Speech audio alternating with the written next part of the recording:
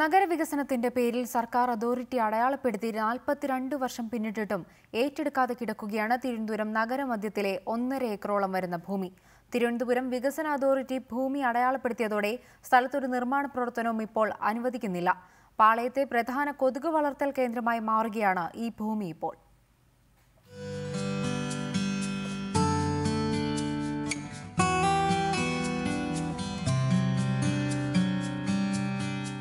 Bakery ജംഗ്ഷനിൽ reserve ബാങ്കിന് നേരെ എതിർവശത്ത് 1.5 ഏക്കർ കണ്ണായ ഭൂമി. ഷീറ്റുമേഞ്ഞ കുറെ ശോചനീയാവസ്ഥയിലുള്ള കടമുറികൾ.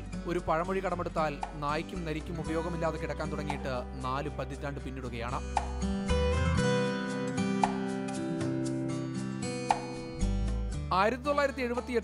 തിരുവനന്തപുരം ഡെവലപ്മെന്റ് അതോറിറ്റി എന്ന ട്രിഡ ഈ 1.5 ഏക്കറോളം വരുന്ന ഭൂമി നഗരവികസനത്തിന് ഉപയോഗിക്കാമെന്ന് കാണിച്ച് അടയാളപ്പെടുത്തി രേഖയാക്കിയത്.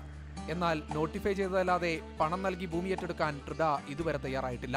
സ്ഥലത്തിന്റെ പ്രധാന ഓഹരി ഉടമകളായ ഫ്ലെച്ചർ കുടുംബം ഭൂമിയിൽ നിർമ്മാണ പ്രവർത്തനം നടത്താൻ നിരവധി തവണയാണ് കോർപ്പറേഷനിൽ അപേക്ഷ സമർപ്പിച്ചത്. നഗരവികസനത്തിന് ഉപയോഗിക്കാമെന്ന പഴയ ഉത്തരവുള്ളതിനാൽ കോർപ്പറേഷൻ അധികാരികൾ നിർമ്മാണ പ്രവർത്തനത്തിന് അനുമതി നൽകുന്നില്ല. സർക്കാർ ഏറ്റെടുക്കും എന്ന് നോട്ടിഫൈ ചെയ്ത ഭൂമിയാണ്.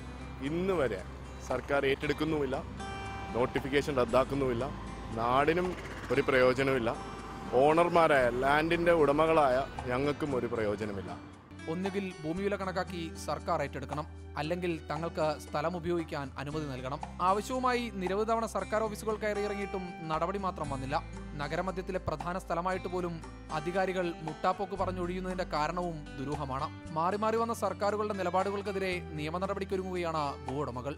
ശ്രീകുമാരൻ, റിപ്പോർട്ടർ, തിരുവനന്തപുരം.